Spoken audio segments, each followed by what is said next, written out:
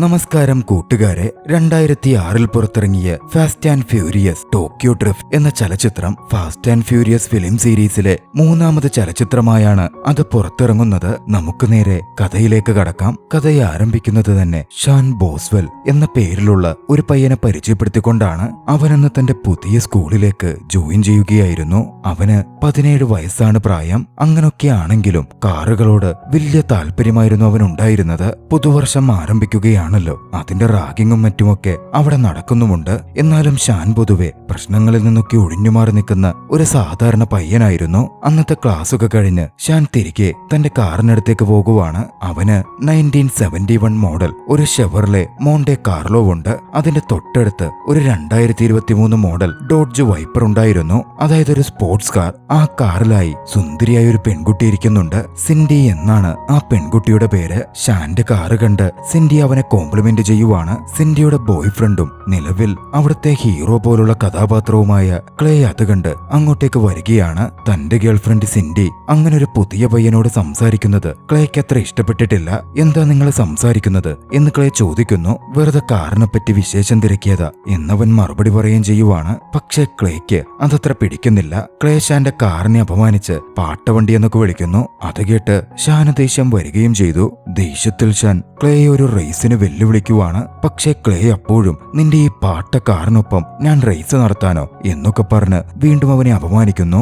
ആ നിനക്ക് പേടിയായിരിക്കും എന്നൊക്കെ പറഞ്ഞ് അവനെ ഒന്നുകൂടി അപമാനിച്ച ശേഷം ഷാൻ അവിടെ നിന്ന് കാറെടുത്ത് പോവാൻ നോക്കുവാണ്. പക്ഷേ ദേഷ്യത്തിലായിരുന്ന ക്ലേ കയ്യിലിരുന്ന ബോൾ ഉപയോഗിച്ച് ഷാന്റെ കാറിന്റെ ഗ്ലാസ് ഉടയ്ക്കുന്നു. കാർ നിർത്തി ഷാൻ ഒരു ഫൈറ്റിനെന്ന പോലെ പുറത്തേക്കിറങ്ങി വരികയാണ്. ക്ലേയും സംഘവും ഷാനും നേർക്കുനേർ നിന്നു. ഉടൻ സിൻഡി അതിലിടപെടുന്നു. ഇരുവരോടും റേസ് നടത്താൻ ആവശ്യപ്പെടുകയാണ്. പക്ഷെ അപ്പോഴും കാർ വെച്ച് റേസ് ചെയ്യാൻ ഇരുവരും ഒരുക്കമാകുന്നില്ല. അതോടെ സിൻഡി തന്നെ ഒരു തീരുമാനം പറഞ്ഞു. ഈ റേസിൽ ആര് വിജയിക്കുന്നോ ഞാൻ അവന്റെ ഗേൾഫ്രണ്ട് ആകും എന്നായിരുന്നു അത്. അതോടെ ക്ലേയും ഷാനും റേസിങ്ങിന് സമ്മതിക്കുവാണ്. കെട്ടിടങ്ങളൊക്കെ പണി നടക്കുന്ന അല്പം മാറിയുള്ള ഒരിടത്ത് പോയിട്ടായിരുന്നു അവർ റേസിൽ ഏർപ്പെടാൻ ആരംഭിച്ചത്. ഷാനിന്റേത് ഒരു പഴയ കാറ് തന്നെയാണ്. പക്ഷെ അവന്റെ റേസിംഗ് സ്കിൽ അത്രമേൽ മികച്ചതായിരുന്നു. ക്ലേ ആഞ്ഞു പിടിച്ചിട്ടും ഒരു ഘട്ടം കഴിഞ്ഞപ്പോൾ ഷാനിനോട് പിടിച്ചു നിൽക്കാൻ സാധിക്കുന്നില്ല. ക്ലേ വിജയിക്കും എന്ന് പ്രതീക്ഷിച്ചിരുന്ന ഏവരുടെയും മുഖം മാറാനൊക്കെ തുടങ്ങിയിരുന്നു. ഷാനാണെങ്കിൽ ഷോർട്ട് കട്ട് വരെയെടുത്ത് കാർ ഉയർത്തി ചാടിച്ചു വരെ ക്ലേയുടെ തൊട്ടു പിന്നാലെ എത്തുകയാണ്. അതൊക്കെ കണ്ട് താല്പര്യത്തോടെ സിൻഡി ഷാനെ നോക്കുന്നുമുണ്ട്. ഇതുകൂടി ആയപ്പോൾ ക്ലേയുടെ നിറവിടുകയാണ്. ഷാനിന്റെ കാറിനെ ഇടിച്ചു മറിക്കാൻ ക്ലേ ശ്രമിക്കുന്നു. അതൊക്കെ കണ്ട് സിൻഡി ഇത് ശരിയല്ല, ഇങ്ങനൊക്കെ ചെയ്യരുത്, റേസ് തോക്കാണെ തോറ്റോട്ടെ എന്നൊക്കെ പറയുന്നുണ്ടെങ്കിലും ക്ലേ അതിനൊന്നും ചെവി കൊടുക്കുന്നു പോലുമില്ല.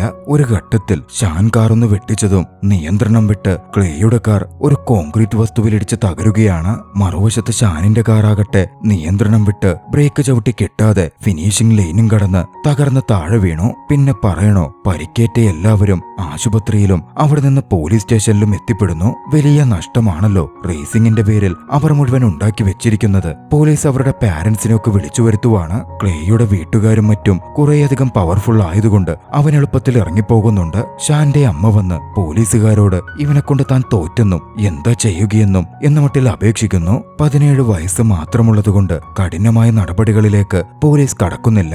അവൻ വരുത്തിയ നാശനഷ്ടങ്ങൾക്ക് താൻ നഷ്ടപരിഹാരം കൊടുത്തോളാം എന്നും ഷാന്റെ അമ്മ പറയുവാണ്. എന്തായാലും ഇനിയും ഷാനെ അമേരിക്കയിൽ തന്നെ നിർത്തിയാൽ അവൻ കൂടുതൽ വിഷയങ്ങൾ ഉണ്ടാക്കും എന്ന് ചിന്തിച്ച അവന്റെ അമ്മ അകന്നു കഴിയുന്ന തന്റെ ഭർത്താവ് ജപ്പാനിലെ ടോക്കിയോയിലുള്ള മിലിറ്ററി ഓഫീസറുടെ അടുത്തേക്ക് അയക്കുവാൻ തീരുമാനിക്കുന്നു. എതിർത്ത് പറയുവാൻ ആ ഒരു അവസ്ഥയിൽ ഷാനും സാധിക്കുമായിരുന്നില്ല.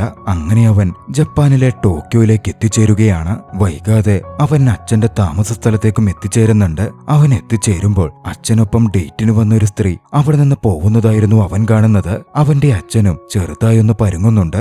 അവിടെ ഇടുങ്ങിക്കൂടിയ ഒരു ചെറിയൊരു മുറി അവന് താമസിക്കാനും അച്ഛൻ കൊടുക്കുവാണ്. പിന്നാലെ അച്ഛൻ അവനായി വെച്ചിരിക്കുന്ന ആർമി റൂൾസിനെ പറ്റിയും വിശദീകരിക്കുകയൊക്കെ ചെയ്യുന്നുണ്ട്. ഷാൻ പകുതി ചെവി കൊടുത്തു, പകുതി ചെവി കൊടുത്തില്ല എന്ന മട്ടിലായിരുന്നു. പിറ്റേന്ന് പുലർച്ചെ അലാറം അടിച്ചു. ഷാൻ എഴുന്നേറ്റപ്പോൾ അവന് പോവാനുള്ള സ്കൂളിന്റെ അഡ്രസ്സൊക്കെ എഴുതിയ യൂണിഫോം അച്ഛൻ അവിടെ വെച്ചിട്ടുണ്ട്. ടോക്കിയോയിൽ ഷാൻ ആദ്യമാണല്ലോ. തയ്യാറായി അവൻ സ്കൂളിലേക്ക് പുറപ്പെട്ടെങ്കിലും സ്കൂളിലേക്ക് എത്തിപ്പെടുക അവനത്ര എളുപ്പമായിരുന്നില്ല. എന്നിരുന്നാലും അത്യാവശ്യമൊക്കെ കഷ്ടപ്പെട്ട് അവനൊടുവിൽ സ്കൂളിൽ എത്തിച്ചേരുകയാണ്. പക്ഷെ അപ്പോഴോ അവിടെ ഭാഷയാണ് വില്ലൻ. അവനാണേൽ ജാപ്പനീസ് ഒരു പിടുത്തവുമില്ല. അധ്യാപിക അവനോട് ഷൂ അഴിച്ച് പുറത്തു വെക്കെന്ന് പറഞ്ഞത് അവന് മനസ്സിലാകുന്നില്ല. ക്ലാസ്സിൽ ക്ലാസ്സിൽ അതേസമയം ഒരു വിദേശിയെ പോലെ തോന്നിച്ച ഒരു പെൺകുട്ടിയെ അവൻ ശ്രദ്ധിക്കുന്നുണ്ട്. നീല എന്നായിരുന്നു ആ പെൺകുട്ടിയുടെ പേര്. എന്തായാലും ഷാൻ അങ്ങനെ സ്കൂൾ അറ്റൻഡ് ചെയ്യുകയാണ്. ഇന്റർവെല്ലിൽ ഭക്ഷണം കഴിക്കാൻ അവൻ കഫറ്റീരിയയിലെത്തി. ആ സമയമായിരുന്നു ട്വിങ്കിൾ എന്നൊരു പയ്യൻ അവൻ അടുക്കൽ വരുന്നത്. ട്വിങ്കിളിന് സെക്കൻഡ് സാധനങ്ങളൊക്കെ വിൽക്കുന്ന ചെറിയ ഊടായ്പ ബിസിനസ് ഒക്കെയുണ്ട്. ഷാന് ലാപ്ടോപ്പ് വേണോ മൊബൈൽ വേണോ എന്നൊക്കെ ചോദിച്ചാണ് ട്വിങ്കിളിന്റെ വരവ്. തനിക്കൊന്നും വേണ്ടെന്നും തന്റെ കയ്യിൽ പണമൊന്നുമില്ലെന്നും പറഞ്ഞ് ഷാൻ അവനെ ഒഴിവാക്കാൻ നോക്കുവാണ്. അപ്പോഴാണ് ഷാൻ അവന്റെ കയ്യിലുള്ള കൂട്ടത്തിൽ കാറുമായി ബന്ധപ്പെട്ട ചില വസ്തുക്കൾ കാണുന്നത്. അത് വിൽക്കാനാണോ? എങ്കിൽ ഞാൻ വാങ്ങാമെന്ന് ഷാൻ പറയുന്നു. അത് വിൽക്കാനല്ലെന്നായിരുന്നു ട്വിങ്കിളിന്റെ മറുപടി. അതവന്റെ കാറിന് വേണ്ടിയുള്ളതാണത്രേ. അവന് കാറുണ്ടെന്ന് അറിഞ്ഞതും ഷാനിന് ഇൻട്രസ്റ്റ് ആയി. കാറിനെ പറ്റി ട്വിങ്കിളിനോട് ഷാൻ സംസാരിക്കാൻ തുടങ്ങുവാണ്. നിനക്ക് കാർ അത്ര ഇഷ്ടമാണോ എന്ന് ട്വിങ്കിളും ചോദിച്ചു. പിന്നീട് കാറിനെ പറ്റി സംസാരിച്ച് അവർ പെട്ടെന്ന് അടുപ്പത്തിലാവുകയാണ്. അങ്ങനെ ട്വിങ്കിളിന്റെ കാർ കാണാൻ ഷാൻ താല്പര്യം പ്രകടിപ്പിക്കുന്നു. ട്വിങ്കിളും അവനെ കാർ കാണാൻ കൂട്ടിക്കൊണ്ടുപോയി. ഒടുവിൽ ട്വിങ്കിളിന്റെ കാർ വരികയാണ്. ഷാന്റെ കണ്ണ് തള്ളിപ്പോയി. വളരെയധികം മോഡിഫൈ ചെയ്ത് വോക്സ് വാഗന്റെ ഒരു ഹാച്ച് ബാക്ക് കാറായിരുന്നു അത്. താനത് ഓടിച്ചോട്ടെ എന്ന് ഷാൻ ചോദിക്കുമ്പോ ട്വിങ്കിൾ അതിന് അനുവാദം കൊടുക്കുന്നു. നിന്നെ ഞാൻ ഒരിടത്ത് കൊണ്ടുപോകാം എന്ന് പറഞ്ഞ ഷാനിനെ ട്വിങ്കിൾ ഒരു സ്ഥലത്തേക്ക് കൊണ്ടുപോവുകയാണ്. റേസേഴ്സും കാറുകളോട് താല്പര്യവുമുള്ളവർ ഒത്തുചേരുന്ന ഒരിടമായിരുന്നു അത്. റേസിംഗ് പേടിച്ച് അമ്മ ടോക്കിയോയിലേക്ക് കയറ്റിവിട്ട് ഷാൻ എത്തിച്ചേർന്നതോ മറ്റൊരു കാറുകളുടെ ലോകത്തേക്ക്. അവിടെ നീലയുണ്ടായിരുന്നു. നീല ക്ലാസ്മേറ്റ് ആണല്ലോ. മാത്രമല്ല ഷാൻ അവളുടെ മേൽ പ്രണയ താല്പര്യവുമുണ്ട്. അവളുടെ മനസ്സ് കവരുവാൻ അവൾക്ക് അടുത്ത് ചെന്ന് സംസാരിക്കാനുമൊക്കെ ഷാൻ അങ്ങ് ശ്രമിക്കുവാണ്. അവരിരുവരും കാറുകളെപ്പറ്റി വളരെയധികം സംസാരിച്ചു നിൽക്കുന്നുമുണ്ട്. പക്ഷേ ഇതൊന്നും അവിടെ ഉണ്ടായിരുന്ന ഒരു വ്യക്തിക്ക് അത്ര ഇഷ്ടപ്പെടുന്നുണ്ടായിരുന്നില്ല. ഡേക്ക് അഥവാ ഡ്രിഫ്റ്റ് കിങ് എന്ന് എല്ലാവരും വിളിക്കുന്ന ടക്കാശി എന്ന യുവാവായിരുന്നു അത്. ടക്കാശിയുടെ കൂട്ടുകാരൻ ഹാനും ആ കൂട്ടത്തിലുണ്ട്. ടക്കാശി മുമ്പിലേക്ക് കടന്നുവന്ന് നീലയെ കെട്ടിപ്പിടിച്ച് ഷാനെ ഇറിറ്റേറ്റ് ചെയ്യാൻ തുടങ്ങുന്നു. സ്വഭാവമനുസരിച്ച് ഷാൻ വിട്ടുകൊടുക്കുമോ? അവനും ടക്കാശിയോട് കയറി ഉടക്കുവാണ്. ഉടക്ക് കനക്കുന്നത് കാണുമ്പോ നീല അതിൽ ഇടപെട്ട് രണ്ടുപേരെ മാറ്റാൻ ശ്രമിക്കുന്നുണ്ട്. ടിങ്കിൾ വന്ന് പെട്ടെന്ന് ഷാനോട് പറഞ്ഞു, എടാ അവനുമായിട്ട് വല്ലാണ്ട് ഉടക്കാൻ നിൽക്കണ്ട. അവനിവിടുത്തെ മാഫിയയുടെ ഭാഗമാ. ഗ്യാങ്സ്റ്റർ ബന്ധങ്ങളും മറ്റുമുണ്ട്. ടിങ്കിളും നീലയും കൂടി ടക്കാശി നിന്നെ അവൻ അറിയാനിട്ട ഇതൊക്കെ വിട്ടുകള എന്നൊക്കെ പറഞ്ഞ ടക്കാശിയെ മാറ്റുന്നുമുണ്ട്. അങ്ങനെ ടക്കാശി നീലയെയും കൂട്ടി അവിടെ നിന്ന് നടന്നു പോകുവാണ്. പക്ഷേ ഷാനുണ്ടോ ചുമ്മാതിരിക്കുന്നു. ദേഷ്യം വന്ന ഷാനുടൻ ടക്കാശിയെ ഒരു റേസിന് വെല്ലുവിളിക്കുവാണ്. ഷാനിനെ സംബന്ധിച്ച് ആകെ കോൺഫിഡൻസ് ഉള്ളത് അവന് നന്നായി റേസ് ചെയ്യാൻ പറ്റും എന്നതിൽ മാത്രമായിരുന്നു. റേസോ? നിന്റെ കൂടെയോ? നിന്റെ ആ പരട്ട കാറിലാണോ റേസ് നടത്താൻ പോകുന്നേ? അല്ല, അത് ട്വിങ്കിളിന്റെ അല്ലേ? നിനക്ക് കാറ് പോലും ഇല്ലല്ലോ എന്ന് ടക്കാശി പറയുമ്പോഴേക്ക് അവിടുണ്ടായിരുന്ന ഹാൻ തന്റെ കാർ കീയെടുത്ത് റേസിനായി ഷാനിന് ഇട്ട് കൊടുക്കുകയാണ്. അതോടെ റേസ് അങ്ങ് തീരുമാനിക്കപ്പെടുന്നു. പക്ഷെ റേസ് നടക്കുന്നത് സാധാരണ ഫാസ്റ്റ് റേസിംഗ് അല്ല, കുറച്ചുകൂടി കോംപ്ലിക്കേറ്റഡ് ആയ ഡ്രിഫ്റ്റ് റേസിംഗ് ആണ്. റേസ് നടക്കുന്നയിടം പല നിലകളിലായിട്ടുള്ള കാർ പാർക്കിംഗ് ലോഞ്ച് ആയിരുന്നു. താഴെ നിന്നും ആദ്യം ഡ്രിഫ്റ്റ് ചെയ്ത് കാർ വേഗത്തിൽ ഓടിച്ച് ഏറ്റവും മുകളിലെത്തുന്നയാൾ വിജയിക്കും. പക്ഷെ ഒരു പ്രശ്നമുണ്ട്. നിരപ്പായിടത്ത് വളരെ വേഗത്തിൽ കാർ ഓടിക്കാൻ ഷാൻ വലിയ പുലി തന്നെയാണ്. പക്ഷെ ഡ്രിഫ്റ്റ് ചെയ്യുക ഷാൻ അത്ര പിടിയില്ല. അവിടുത്തെ റേസേഴ്സിന്റെ ഇടയിൽ ഷാൻ വെല്ലുവിളിച്ചിരിക്കുന്ന ടക്കാശിയാകട്ടെ ആ ഡ്രിഫ്റ്റ് റേസിംഗിൽ എപ്പോഴും ഒന്നാമതെത്തി ഡ്രിഫ്റ്റ് കിങ് എന്ന പദവി അലങ്കരിക്കുന്നവനും. എന്തായാലും റേസ് ആരംഭിച്ചു. വിചാരിച്ച പോലെ ഷാൻ അത്ര എളുപ്പമായിരുന്നില്ല ഡ്രിഫ്റ്റ് റേസിംഗ്. പലയിടത്തും അവന്റെ കാർ ഇടിക്കുന്നുണ്ട്. പക്ഷേ ടക്കാശി ആകട്ടെ തന്റെ സ്കില്ല് വീണ്ടും ഒന്നുകൂടി വെളിപ്പെടുത്തി തെളിയിച്ചു. എവിടെയും മുട്ടാതെ വിദഗ്ധമായി റേസ് ചെയ്ത് മുന്നേറിക്കൊണ്ടിരിക്കുന്നു. ഒടുവിൽ ടക്കാശി ഏറ്റവും ആദ്യം മുകളിലെത്തി റേസ് വിജയിക്കുവാണ്. ടക്കാശി എത്തി 2-3 മിനിറ്റുകൾക്ക് ശേഷമായിരുന്നു ഷാൻ മുകളിൽ എത്തുന്നത് തന്നെ. അപ്പോഴേക്കും ഹാൻ കൊടുത്ത് ആ കാറിന്റെ അവസ്ഥയുടെ കാര്യം പറയണോ? പലയിടത്തും ഇടിച്ച് ഒരുപാട് ഡാമേജ് അതിന് പറ്റിയിട്ടുമുണ്ടായിരുന്നു. ഷാൻ ആകെ അവിടുള്ളവരുടെ മുമ്പിൽ നാണം കെടുകയാണ്. ഹാനാകട്ടെ കാറിലിരിക്കുന്ന ഷാനിന്റെ അടുത്തേക്ക് വന്ന് ഈ നഗരം വിട്ടെങ്ങും പോയി കളഞ്ഞേക്കരുത് എന്നും പറയുന്നുമുണ്ട്. അന്നൽപ്പം വൈകിട്ടായിരുന്നു ഷാൻ വീട്ടിലേക്ക് എത്തുന്നത്. അച്ഛൻ അവനെ നോക്കി നിൽക്കുന്നുണ്ടായിരുന്നു. ഷാൻ റേസിംഗിന് പോയ കാര്യവും മറ്റും അച്ഛൻ അറിഞ്ഞിരുന്നു. അതിന്റെ പേരിൽ അന്നവിടെ വലിയ വഴക്ക് തന്നെ സംഭവിക്കുവാണ്. ഇതെന്റെ വീടാ, ഇവിടെ നിൽക്കണമെങ്കിൽ ഞാൻ പറഞ്ഞ റൂൾസ് ഫോളോ ചെയ്യണം, ഇല്ലെങ്കിൽ ഞാനിവിടുന്ന് ചവിട്ടി നിന്നെ പുറത്താക്കും എന്നൊക്കെ അച്ഛൻ കാർക്കശ്യത്തോടെ പറഞ്ഞതും ഷാൻ ഒന്ന് അഴിയുകയാണ്. ഓക്കെ സാർ എന്ന് പറഞ്ഞ് അവൻ ദേഷ്യത്തിൽ തന്റെ മുറിയിലേക്ക് പോകുന്നു. അടുത്ത ദിവസം ഷാൻ സ്കൂളിലേക്ക് എത്തുകയാണ്. പക്ഷേ പഴയ സ്കൂളല്ല. തലേ ദിവസത്തെ കാര്യങ്ങളൊക്കെ സ്കൂളിൽ അറിഞ്ഞിട്ടുണ്ട്. ഏവരും അവനെ പുച്ഛത്തോടെ നോക്കുകയും മറ്റും ചെയ്യുന്നു. അവന് വല്ലായ്മ തോന്നുന്നുണ്ടെങ്കിലും അവനത് പുറത്തു കാണിക്കുന്നില്ല. എന്തെങ്കിലും ആകട്ടെ, അച്ഛൻ പറയുന്ന പോലെ പഠിച്ചൊക്കെ ജീവിച്ചാ മതി എന്നവൻ കരുതി. അങ്ങനിരിക്കുന്ന സമയത്ത് അന്നത്തെ ക്ലാസ് കഴിഞ്ഞ് പുറത്തേക്ക് പോകുന്നു. പുറത്തിറങ്ങുമ്പോൾ അവരെയും കാത്ത് ഹാൻ അവിടെ നിൽക്കുന്നുണ്ടായിരുന്നു. അവൻ ഹാനിനടുത്തേക്ക് ചെല്ലുവാണ്. താൻ കാരണം ഹാനിന്റെ കാറിന് വലിയ നഷ്ടമുണ്ടായല്ലേ എന്നും അത് താൻ പണം തന്ന് വീട്ടിക്കോളാം, കുറച്ച് സമയം വേണം എന്നും അവൻ പറയുമ്പോൾ, നീ കാറിലേക്ക് കയറ്, പണമൊന്നും വേണ്ട, നിനക്ക് ഞാൻ കുറച്ച് ജോലി തരാം, നീ അത് ചെയ്താൽ മതി എന്ന് ഹാൻ പറയുന്നു. യാത്രാമധ്യേ നിനക്ക് കാർ അത്ര ഇഷ്ടമാണല്ലേ, നീ എന്റെ കൂടെ കൂടിക്കൂ, നമ്മൾ നല്ലൊരു ടീമായിരിക്കും എന്നൊക്കെ ഹാൻ വ്യക്തമാക്കുന്നുണ്ട്. ഹാൻ ഷാനിന് ആദ്യത്തെ ടാസ്ക് കൊടുക്കുവാണ്. ഒരു പണം പിരിക്കൽ. വലിയ തടിച്ച് ഒരു വ്യക്തിയിൽ നിന്ന് വേണമായിരുന്നു ഹാനിന് വേണ്ടി ഷാന് പണം പിരിക്കാൻ. ഷാൻ അങ്ങനെ ആ വ്യക്തിയുടെ മുമ്പിലേക്ക് ചെല്ലുവാണ്. പക്ഷേ തടിച്ച പ്രകൃതമുള്ള ആ മനുഷ്യൻ ഷാനിനെ പുറത്തേക്ക് വലിച്ചെറിഞ്ഞു. ഷാൻ എന്നാലും പിന്നെയും കയറി ചെല്ലുവാണ്. ഒടുവിൽ പുറത്തേക്ക് വന്ന ആ മനുഷ്യൻ ഹാനിന് പണം കൊടുക്കുന്നു. ഹാനത് യഥാർത്ഥത്തിൽ ഒരു ടെസ്റ്റ് എന്ന രീതിയിൽ ഷാനിന് വെച്ചതായിരുന്നു. ഷാൻ അതിൽ വിജയിക്കുകയാണ്. അതോടെ അവനെ കൂടെ കൂട്ടാൻ ഹാനെന്ന് ഉറപ്പിക്കുന്നു. തുടർന്നുള്ള യാത്രയിൽ തന്നെ ഡ്രിഫ്റ്റിംഗ് പഠിപ്പിച്ചു തരാമോ എന്ന് ഷാൻ ഹാനിനോട് ചോദിക്കുവാണ്. ഒക്കെ വയ്യ പഠിപ്പിച്ചു തരാം, ആദ്യം നീ എന്റെ കൂടെ നിൽക്ക് എന്നായിരുന്നു അവന്റെ മറുപടി. അവർ അവിടെ നിന്ന് നേരെ പോയത് ഡികെയുടെ തട്ടകത്തിലേക്കായിരുന്നു. അതായത് ടക്കാശിയുടെ ഏരിയയിലേക്ക്. ടക്കാശിക്ക് മാഫിയുമായി ബന്ധമുണ്ട്. ടക്കാശിക്ക് വേണ്ടിയാണ് ഹാനൊക്കെ പണപ്പിരിവ് നടത്തുന്നതും. അവിടെ ടക്കാശിയുടെ വലങ്കൈയായിട്ടുള്ള മോറിമോട്ടോ എന്നൊരു പയ്യനുണ്ടായിരുന്നു. അവൻ ഈ സമയം ഹാനിനൊപ്പം വന്ന ഷാനയിട്ട് അല്പം കുടയുകയും പരിഹസിക്കുകയും ഒക്കെ ചെയ്യുന്നുണ്ട്. ദേഷ്യം വന്ന ഷാൻ വെറുതെ ഇരിക്കുമോ? മോറിമോട്ടോയെ റേസിന് അവൻ വെല്ലുവിളിക്കുന്നു. മോറിമോട്ടോ പക്ഷേ ഷാനിനെ ആട്ടിവിടുകയാണ്. കഴിഞ്ഞൊരു പരാജയം പോരട ചക്ക, മുട്ടാറാവുമ്പോ ഞാൻ വന്ന് നിന്നെ വിളിച്ചോളാം, ആദ്യം നീ പ്രാക്ടീസ് ചെയ്തു പോയി പഠിക്കാൻ നോക്ക്. അന്ന് വൈകിട്ട് പുറത്തിറങ്ങിയ ഷാൻ തെരുവിൽ വെച്ച് നീലയെ കണ്ടുമുട്ടുകയാണ്. അവരിരുവരും സംസാരിക്കുന്നുണ്ട്. ആ സമയം അവളുടെ പ്രീതി പിടിച്ചുപറ്റുവാൻ തനിക്ക് തോന്നിയൊരു കാര്യം ഷാൻ അവളോട് പറയുവാണ്. നീ ഒരു പണക്കാരി അമ്മയുടെ ഒരു പണക്കാരി കുടുംബത്തിലെ കുട്ടിയല്ലേ, വീട്ടുകാരോടൊക്കെ നിനക്ക് ദേഷ്യമായിരിക്കും, അതല്ലേ നീ റേസേഴ്സിന്റെ ഒപ്പം ഡ്രിഫ്റ്റേഴ്സിന്റെ ഒക്കെ ഒപ്പം കറങ്ങി നടക്കുന്നേ, എന്നെപ്പറ്റി നീ ചിന്തിച്ചു വെച്ചിരിക്കുന്നത് ശരിയല്ലെന്ന് മാത്രം പറഞ്ഞ് നീല അവിടുന്ന് പോകുവാണ്. ഹാനും ഷാനും ശേഷം അവിടുന്ന് പോവാൻ തുടങ്ങി. പോകുന്ന വഴിയിൽ റേസിനെ പറ്റിയും ടക്കാശിയെ പറ്റിയുമൊക്കെ അവരൊരുപാട് സംസാരിക്കുന്നുണ്ട്. ഷാൻ ഹാനിനെ ഒരുപാട് ഇഷ്ടപ്പെട്ടിരുന്നു. അവർ തമ്മിലുള്ള ബോണ്ടിങ്ങും വർദ്ധിച്ചു വന്നു. ഷാൻ ഹാനിനെ തന്റെ നല്ലൊരു കൂട്ടുകാരനായി കാണാൻ തുടങ്ങുവാണ്. അവിടെ നിന്നും അവർ നേരെ പോയത് ഒരു പാർട്ടിയിലേക്കായിരുന്നു. പാർട്ടിയുടെ പിന്നാമ്പുറത്ത് വലിയൊരു ഗ്യാരേജ് തന്നെയുണ്ട്. ആ ഗ്യാരേജിലുള്ള മിറ്റ്സുബിഷിയുടെ ഒരു ലാൻസർ കാർ ഹാൻ ഷാനിനായി കൊടുക്കുവാണ്. നിനക്ക് പ്രാക്ടീസ് ചെയ്യാൻ ഡികെയുടെ അടുത്ത് നിന്ന് ചോദിച്ചു മേടിച്ചതായത് എന്നും ഹാൻ പറയുന്നുണ്ട്. ഷാനിന്റെ സന്തോഷത്തിന്റെ കാര്യം പിന്നെ പറയണോ? സ്വന്തമായിട്ട് അത്തരമൊരു കാർ അവൻ ആദ്യമായിട്ട് കിട്ടുമായിരുന്നു. വൈകാതെ ഹാനിന്റെ മേൽനോട്ടത്തിൽ ഷാനിന്റെ ഡ്രിഫ്റ്റിംഗ് പഠനം തുടങ്ങുവാണ്. വിചാരിച്ച പോലെ പക്ഷേ അതൊന്നും അത്ര എളുപ്പമായിരുന്നില്ല. ആദ്യമൊക്കെ കാറ് പലയിടത്തും പോയി തട്ടുന്നുണ്ട്. പക്ഷെ തോറ്റ് പിന്മാറാനൊന്നും അവൻ ഒരുക്കമായിരുന്നില്ല.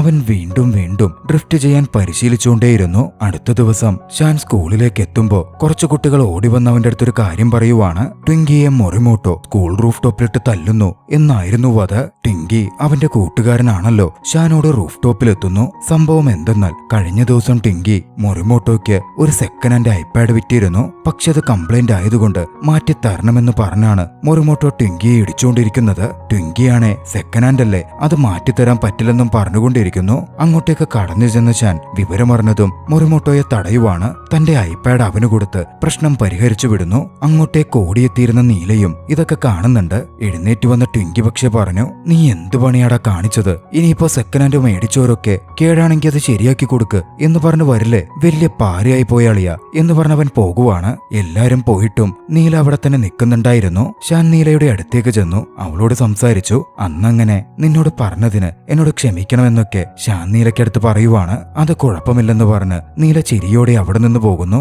അവനവിടെ ചെയ്ത കാര്യമൊക്കെ കണ്ട് അവൻ നല്ലൊരു പയ്യനാണ് എന്ന് നീലയ്ക്ക് തോന്നിയിരിക്കണം. അന്ന് വൈകിട്ട് ഷാൻ ഹാനിനെ കണ്ട് സംസാരിക്കുമായിരുന്നു. ഹാൻ അന്ന് അവനോട് കുറച്ച് കാര്യങ്ങൾ പറഞ്ഞു. നീ എന്തിനാ മൊറിമോട്ടോയോട് പ്രശ്നമുണ്ടാക്കാൻ പോയെ? നിനക്കറിയാനിട്ട ഡികെയുടെ വലം കയ്യ അവർ കുറച്ച് പവർഫുള്ളാ. അത് അവരുടെ കഴിവും കൊണ്ടൊന്നുമല്ല, മാഫിയുമായിട്ട് അവര് കണക്റ്റഡ് ആണ്. അവന്റെ ഒരു അങ്കിളുണ്ട് കമാട്ട, പുള്ളിയ ഈ ടോക്കിയോ നഗരം ഭരിക്കുന്നത് തന്നെ. ഈ മാഫിയയുടെയൊക്കെ ഏറ്റവും വലിയ തലവനായ ആള്. അതുകൊണ്ട് അവരുമായിട്ട് വലിയ വിഷയത്തിനൊന്നും പോവണ്ട. കാര്യം ഞാനും അവരുടെ കൂട്ടത്തിൽ പണിയൊക്കെ ചെയ്യുന്നുണ്ട്. പക്ഷെ സൂക്ഷിച്ചാ നിൽക്കുന്നത്, പണി പാളിയ മൊത്തത്തിൽ പാളും. ശേഷം വന്ന് ഹാൻ കാറെടുത്ത് പോകുമ്പോ ചരക്ക് കൈമാറ്റമൊക്കെ നടത്തുമ്പോ വലിയൊരു ഡ്രിഫ്റ്റിംഗ് നടത്തി കാണിച്ച് ഷാനിനെ തന്നെ അതിശയപ്പെടുത്തുന്നുണ്ട്. ഹാൻ പിന്നാലെ ഷാനിനു വേണ്ടി മലയടിവാരത്തും മറ്റുമായി ഡ്രിഫ്റ്റ് റേസിംഗിന്റെ ബാലപാഠങ്ങളടക്കം പഠിപ്പിച്ചു കൊടുത്തുകൊണ്ടിരിക്കുന്നു. ഡ്രിഫ്റ്റ് റേസിംഗ് കൂടുതലും നടക്കുന്നത് ഹെയർ പിൻ ബെൻഡുകൾ അടക്കമുള്ള വലിയ മലനിരകളിലായിരിക്കും. അവിടെയാണല്ലോ കുത്തനെയുള്ള വളവുകളൊക്കെ ഉണ്ടാവുക. അതുകൊണ്ടായിരുന്നു അത്തരത്തിലൊരിടത്ത് അവര് പരിശീലനം കൊടുത്തുകൊണ്ടിരുന്നത്. ഷാനും ആത്മാർത്ഥമായി തന്നെ പരിശീലനത്തിൽ ഏർപ്പെടുകയാണ്.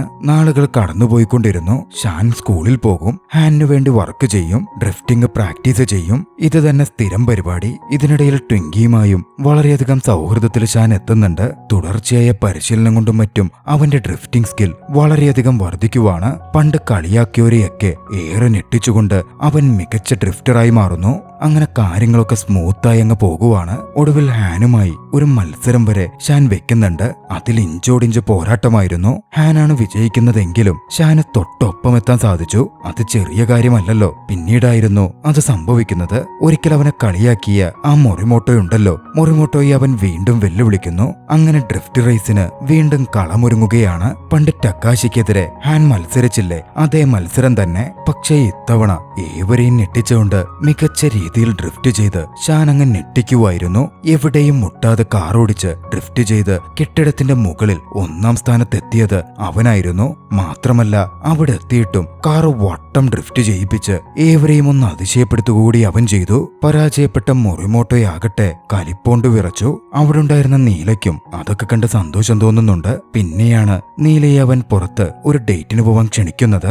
അവരൊന്നിച്ച് പുറത്തുപോയി ഒരുപാട് സംസാരിച്ചു. അന്നാണ് നീല മനസ്സ് തുറക്കുന്നത്. യാഥാർത്ഥ്യത്തിൽ നീല ഇപ്പോൾ ഒരു അനാഥയാണ്. അവളുടെ അമ്മ മുമ്പൊരു പ്രോസ്റ്റിറ്റ്യൂട്ട് ആയിരുന്നു, ബാർ ഡാൻസർ എന്നൊക്കെ വേണമെങ്കിൽ കുറച്ച് ഭംഗിയായി പറയാം. അമ്മയുടെ മരണശേഷം DKയുടെ ഫാമിലിയാണ് അവളെ നോക്കി വളർത്തിയത്. അതുകൊണ്ട് DK എന്നറിയപ്പെടുന്ന ടക്കാശി അവളുടെ മേൽ കുറച്ച് അധികാരമൊക്കെ കാണിക്കുന്നുണ്ട്. അതുകൊണ്ടായിരുന്നു മുമ്പ് ഷാൻ അവൾ പണക്കാരിയാണ്, വീട്ടിലുള്ളവരോട് വഴക്കിട്ടൊക്കിയ ഡ്രിഫ്റ്റേഴ്സിന്റെ കൂടെ നടക്കുന്നത് എന്നൊക്കെ പറഞ്ഞപ്പോ അവൾക്ക് കുറച്ച് സങ്കടം തോന്നിയത്. എന്തായാലും പ്രശ്നങ്ങളൊക്കെ അവസാനിച്ച് അവരിരുവരും തമ്മിൽ നല്ലൊരു ബോണ്ടിങ് ഉണ്ടാവാൻ തുടങ്ങുന്നു. അവരെന്ന് മലയടി വാരത്തുകൂടെ കാർ ഓടിച്ച് ഡ്രിഫ്റ്റ് ചെയ്ത് എൻജോയ് ചെയ്യുകയും ചെയ്തു. കാറ് റേസ് ചെയ്യുമ്പോ എല്ലാത്തിൽ നിന്നും ഞാൻ സ്വതന്ത്രമാകുന്ന പോലെ എനിക്ക് തോന്നാറുണ്ട് എന്ന് നീല അന്നവനോട് പറയുന്നുമുണ്ട്. പക്ഷേ ഈ വിവരങ്ങളൊക്കെ ടക്കാശിയുടെ ചെവിയിലെത്തുകയാണ്.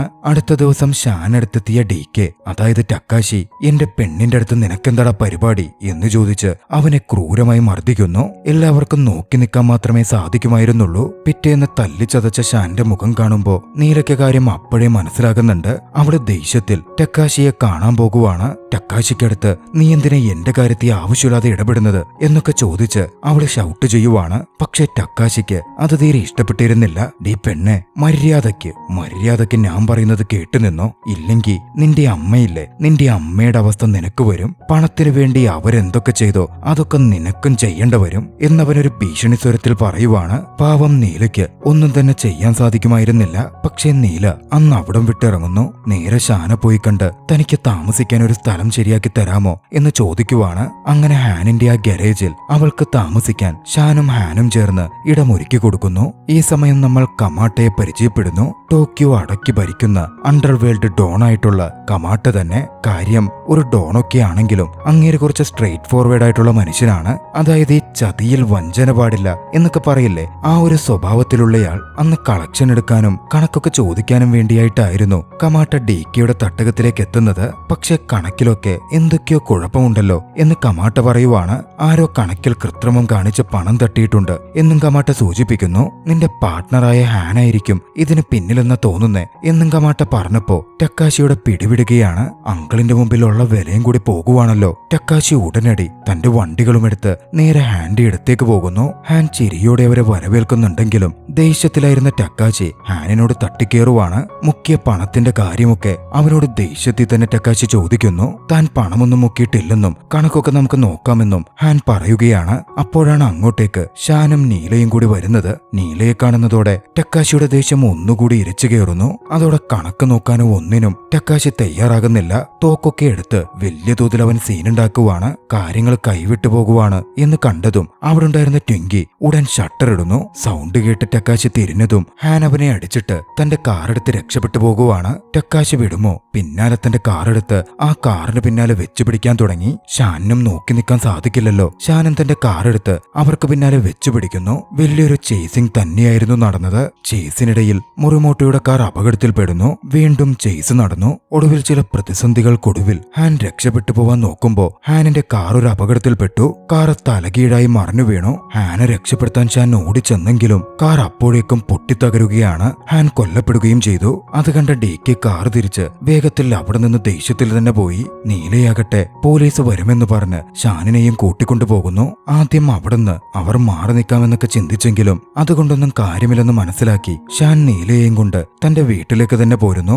അവരങ്ങോട്ടേക്ക് എത്തുമ്പോഴേക്കും ടക്കേഷിയും സംഘവും അങ്ങോട്ടേക്ക് എത്തിച്ചേർന്നിരുന്നു. നീലയെ കൂട്ടിക്കൊണ്ടു പോകണമെന്ന് പറഞ്ഞ് ടക്കേഷി അവിടെ ഒരു സീനുണ്ടാക്കുവാണ്. ഷാനെ കൊല്ലുമെന്ന് ഭീഷണിപ്പെടുത്തി അവന്റെ നേരെ തോക്ക് ചൂണ്ടുന്ന പോലുമുണ്ട്. ഭാഗ്യവശാൽ കൃത്യസമയത്ത് ഷാന്റെ അച്ഛൻ മിലിറ്ററി ഓഫീസർ വന്നതുകൊണ്ട് ടക്കേഷിക്ക് അവനെ ഷൂട്ട് ചെയ്യാൻ സാധിക്കുന്നില്ല. ഒടുവിൽ നീല അവന്റെ ഒപ്പം പോവാമെന്ന് സമ്മതിക്കുന്നതോടെ പ്രശ്നം ചെറിയ രീതിയിൽ സോൾവാക്കി നീലയുമായി ടക്കേഷി അവിടെ നിന്ന് മടങ്ങിപ്പോകുന്നു. അച്ഛൻ ഷാനെതിരെ തിരിഞ്ഞു. ഇവിടെ ഇനിയും നിന്ന പ്രശ്നമാവില്ല. നീ ഉടനടി രാത്രിക്ക് രാത്രി തന്നെ അമേരിക്കയിൽ അമ്മയുടെ അടുത്തേക്ക് രക്ഷപ്പെട്ടു പൊക്കോണം എന്ന് അവന്റെ അച്ഛൻ പറയുവാണ്. പക്ഷേ ഒളിച്ചോടാൻ ഷാൻ ഒരുക്കമായിരുന്നില്ല. അവന്റെ കൂട്ടുകാരൻ മരിച്ചു. അവൻ പ്രേമിച്ച പെണ്ണ് മറ്റൊരുത്തന്റെ കസ്റ്റഡിയിലാണ്. അങ്ങനെ ജീവിതത്തിൽ നിന്ന് ഒളിച്ചോടി തനിക്ക് മടുത്തെന്നും എത്ര നാൾ താനിങ്ങനെ ഒളിച്ചോടും എന്നും അവൻ അച്ഛനോട് തിരികെ ചോദിക്കുന്നു. താനുണ്ടാക്കിയ പ്രശ്നങ്ങൾ തനിക്ക് തന്നെ സോൾവ് ആക്കണം എന്നും കൂടി അവൻ പറയുവാണ്. ഷാൻ പറയുന്നതിൽ കാര്യമുണ്ട് എന്ന് തോന്നിയ അച്ഛൻ അവനൊരു അവസരം കൊടുക്കുന്നു. അവിടെ നിന്ന് ഷാൻ നടന്നു വരുമ്പോഴാണ് ട്വിങ്കിയെ കാണുന്നത്.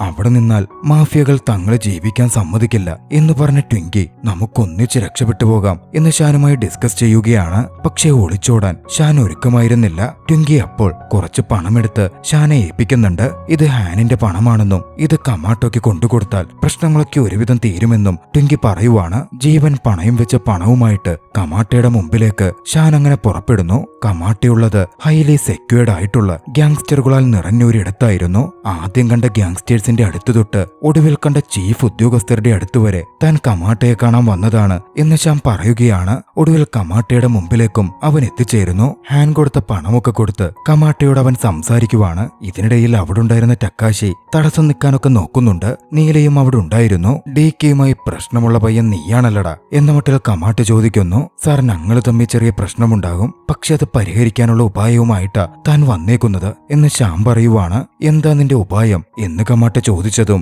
ഒരു റേസ് വെക്കാം. റേസിൽ വിജയിക്കുന്നയാൾ ഈ ടോക്കിയോ വിട്ടു പോകണം. ഒന്നുകിൽ ഞാൻ പോകും അല്ലെങ്കിൽ ഡികെ പോകും എന്നായിരുന്നു സൊല്യൂഷനായി ഷാൻ കമാട്ടയോട് പറഞ്ഞത്. പക്ഷെ ഡികെ അത് സമ്മതിക്കാതെ ഇടയ്ക്ക് കയറി പറയുന്നൊക്കെയുണ്ട്. പക്ഷെ കമാട്ട കുറച്ച് നീതിയുള്ള മനുഷ്യനാണല്ലോ, റേസ് നല്ലൊരു ഓപ്ഷനാണ് എന്ന് കമാട്ട അങ്ങ് അംഗീകരിക്കുകയാണ്. അതോടെ പ്രശ്നങ്ങളൊക്കെ അവസാനിക്കുമല്ലോ. വൈകാതെ അവിടെ വെച്ച് തന്നെ കമാട്ട തന്നെ റേസിനുള്ള ഇടവും സമയവും ഒക്കെ തീരുമാനിക്കുന്നു. റേസ് തീരുമാനിച്ച് ഷാൻ തിരികെ വന്നെങ്കിലും അപ്പോഴാണ് അടുത്ത പ്രശ്നം. റേസ് ചെയ്യാൻ കാറില്ല. ഹാന്റെ കാറുകളൊക്കെയും ഡികെ കൊണ്ടുപോയി. അവന് കൊടുത്തിരുന്ന കാറും കൊണ്ടുപോയി കഴിഞ്ഞു. ആകെയുള്ളത് പണ്ട് ഷാൻ ഇടിച്ചു പൊളിച്ചിട്ട് ആ പഴയ കാറാണ്. അത് നോക്കിയപ്പോ അതിന്റെ എഞ്ചിന് കുഴപ്പമില്ലെന്ന് അവൻ മനസ്സിലാക്കി. അപ്പോഴാണ് വീട്ടിൽ അച്ഛന്റെ പഴയൊരു കാറിന്റെ ബോഡിയുള്ളത് അവൻ ആലോചിച്ചത്. അച്ഛനോട് ചോദിച്ച് അവൻ ആ കാർ ബോഡി വാങ്ങുവാണ്.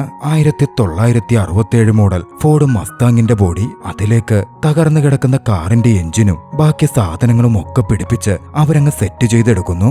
റേസ് ഫിക്സ് ചെയ്ത് മലനിരകളിൽ ടെസ്റ്റ് നടത്തി പ്രശ്നങ്ങൾ ഓരോന്നായി പരിഹരിക്കുകയും ആവശ്യത്തിന് പ്രാക്ടീസ് ചെയ്യുകയും ഒക്കെ ഷാൻ ചെയ്യുന്നുണ്ട്. അങ്ങനെ റേസിന്റെ ദിവസം എത്തി. ഡ്രിഫ്റ്റ് റേസ് തന്നെയാണ് നടക്കുന്നത്. ഏറ്റവും പ്രശ്നമുള്ള ഒരു മലയിലായിരുന്നു ആ റേസ് നടക്കുക. അവിടെ ഡ്രിഫ്റ്റ് റേസ് നടത്തിയപ്പോഴൊക്കെയും ആകെ ഡികെ മാത്രമാണ് വിജയിച്ചിട്ടുള്ളത്. അതുകൊണ്ടായിരുന്നു ആ സ്ഥലം കമാട്ട തിരഞ്ഞെടുത്തതും. വൈകാതെ റേസ് ആരംഭിച്ചു. ആദ്യഘട്ടത്തിൽ തന്നെ ഡികെ അഥവാ ടക്കാശി മേൽക്കൈ നേടുകയാണ്. ശക്തമായ റേസിന്റെ ഒരു ഘട്ടത്തിൽ വെച്ച് ടക്കാശി അല്പം സ്ലോ ആയപ്പോൾ ഷാന് മുന്നിൽ കയറാൻ സാധിച്ചു. അതോടെ ടക്കാശിയുടെ കയ്യിൽ നിന്ന് കാര്യം പോവുകയാണ്. വലിയ മലനിരകളായതുകൊണ്ട് തന്നെ ഒരു വശത്ത് വലിയ കൊക്കയാണല്ലോ. തന്റെ കാർ ഉപയോഗിച്ച് ഷാന്റെ കാറിലിടിച്ച് കാർ അപകടത്തിൽപ്പെടുത്തുവാൻ ടക്കാശി ശ്രമിക്കാൻ തുടങ്ങുവാണ്. പക്ഷേ ഒരു ഘട്ടത്തിൽ ഷാൻ അത് മുൻകൂട്ടി കണ്ട് ഒരു കളി കളിച്ചു. അതോടെ ടക്കാശിയുടെ കാർ മലമുകളിൽ നിന്ന് തലകീഴായി മറിഞ്ഞു വീണു. കാർ അപകടത്തിൽപ്പെട്ട് ടക്കാശി മത്സരത്തിൽ തോറ്റു എന്ന് തന്നെ പറഞ്ഞാൽ മതിയല്ലോ. ഷാൻ അങ്ങനെ ആ റേസിംഗ് വിജയിക്കുവാണ്. അതോടെ ഡികെ ഡ്രിഫ്റ്റിംഗ് അഥവാ ഡ്രിഫ്റ്റ് കിങ് എന്ന പേരും ഷാന് സ്വന്തമാകുന്നു. കമാട്ട ഷാന്റെ അടുത്തു വന്നു ഷാനെ അഭിനന്ദിച്ചു. ആരും നിന്നെ ഇനി ഒന്നും ചെയ്യില്ലെന്നും ഒരു പ്രശ്നവും ഉണ്ടാവില്ലെന്നും കമാട്ട അവനോട് പറയുന്നു. നീലയും ആ സമയം ഷാന്റെ അടുത്തേക്ക് പോയിരുന്നു. കമാട്ട അതും നോക്കിക്കാണുന്നുണ്ട്. അതിന് സമ്മതം കൊടുക്കുന്ന പോലെ അവരിരുവരെയും ഒന്ന് നോക്കുകയും കമാട്ട ചെയ്തു. അങ്ങനെ റേസിലൂടെ തന്നെ ഷാൻ തന്റെ ജീവിതത്തിലെ പ്രശ്നങ്ങളൊക്കെ അവസാനിപ്പിക്കുന്നു. ഡ്രിഫ്റ്റ് കിങ് ആയി റേസേഴ്സിന്റെ ഇടയിൽ പേര് കിട്ടിയതോടെ അവൻ അവിടുത്തെ താരം തന്നെയായി മാറിയിരുന്നു. അങ്ങനെ റേസേഴ്സിന്റെ ഒരു മീറ്റ് നടക്കുമ്പോൾ ടിങ്കി അവനടുത്തേക്ക് വരികയാണ്. ഏഷ്യയിലെ തന്നെ മികച്ച റേസറായ ഡൊമിനിക് ടൊററ്റോ അവനെ വെല്ലുവിളിച്ചിട്ടുണ്ട്, അതും ഒരു റേസിന് എന്ന് ടിങ്കി അവനോട് പറയുന്നു. ഷാൻ ആദ്യം താല്പര്യം കാണിക്കാതെ നിന്നെങ്കിലും ഡൊമിനിക് ഹാനിന്റെയും നമ്മുടെയും ഒക്കെ ഫാമിലിയിൽപ്പെട്ട ആളാണ് എന്ന് പറയുന്നതോടെ ഷാൻ അതിന് സമ്മതിക്കുവാണ്. പരസ്പരം പുഞ്ചിരിയോടെ നോക്കി അവരിരുവരുടെയും റേസ് തുടങ്ങുന്നിടത്ത് ചലച്ചിത്രം അവസാനിക്കുന്നു. നിങ്ങൾക്ക് ഈ കഥ ഇഷ്ടമായെങ്കിൽ വീഡിയോ ലൈക്ക് ചെയ്യുമല്ലോ. അഭിപ്രായങ്ങളും നിർദ്ദേശങ്ങളും കമന്റുകളിൽ രേഖപ്പെടുത്തുക. കഴിയുമെങ്കിൽ ചാനൽ സബ്സ്ക്രൈബ് ചെയ്തും കൂട്ടുകാർക്കൊക്കെ ഷെയർ ചെയ്തു കൊടുത്തും ഞങ്ങളെ സപ്പോർട്ട് ചെയ്യുക. മറ്റൊരു മികച്ച ചലച്ചിത്രവുമായി വൈകാതെ നമുക്ക് കണ്ടുമുട്ടാം. അതുവരെ ബൈ.